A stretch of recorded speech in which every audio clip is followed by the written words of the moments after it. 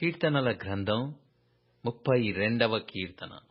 తన అతిక్రమములకు పరిహారము నొందినవాడు, తన పాపమునకు ప్రాయశ్చిత్తము నొందినవాడు ధన్యుడు. యెహోవా చేత నిర్దోషి అని ఎంచబడినవాడు, ఆత్మలో కపటము లేనివాడు ధన్యుడు. నేను మౌనినైయుండగా దినమంతయు నేను చేసిన నా ఆర్తధ్వని వలన నా ఎముకలు క్షీణించినవి. దివారాత్రులు నీ చెయ్యి నా మీద బరువుగా నుండెను. నా సారము వేసవి కాలమున ఎండినట్టాయెను. నా దోషమును కప్పుకొనక నీ ఎదుట నా పాపము ఒప్పుకొంటిని.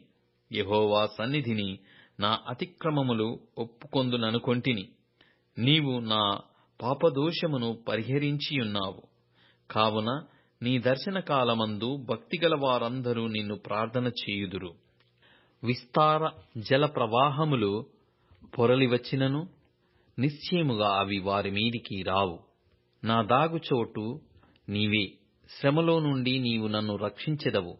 విమోచన గానములతో నీవు నన్ను ఆవరించెదవు. నీకు ఉపదేశము చేసెదను. నీవు నడవవలసిన మార్గమును నీకు బోధించెదను. నీ మీద దృష్టియుంచి నీకు ఆలోచన చెప్పెదను. బుద్ధి జ్ఞానములు లేని గుర్రము వలెనైనను కంచరగాడిద వలెనైనను మీరు ఉండకుడి.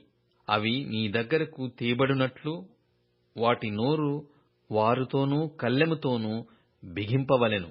భక్తిహీనులకు అనేక వేదనలు కలుగుచున్నవి. యెహోవా యందు నమ్మకయించు వానిని కృప ఆవరించియున్నది. నీతిమంతులారా, యెహోవాను బట్టి సంతోషించుడి, ఉల్లసించుడి. యథార్థ హృదయులారా, మీరందరూ ఆనందగానము చేయుడి.